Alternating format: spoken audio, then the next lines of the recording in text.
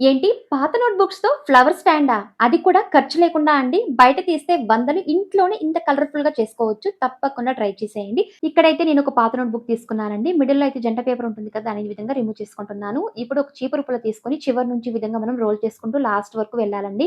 Paper అయితే remove కాకుండా ఉండడానికి ఈ విధంగా నేను ఫెవికల్ సహాయంతో లాస్ట్‌లో అయితే ఎడ్జెస్‌లో అంటించుకోవాలి.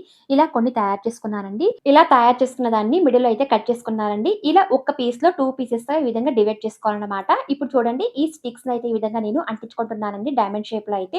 ఇప్పుడు అటు ఇటు ఈ విధంగా స్లాంటింగ్ టైప్‌లో అయితే సెట్ చేసుకుంటున్నానండి పైకి. అండ్ చివర్లో కూడా ఈ విధంగా సెట్ చేసి ఫెవికల్ సహాయంతో అంటించుకోవాలండి.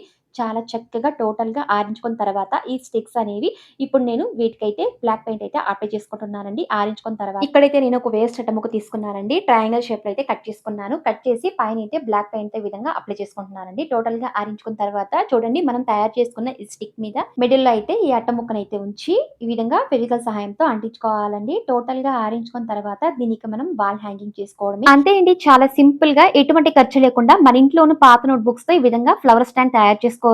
ఐడియా మాత్రం నాకైతే చాలా బాగా నచ్చిందండి. మీకెలా ఉందో ప్లీజ్ కామెంట్ చేసేయండి. Please like, subscribe and share చేసేయండి.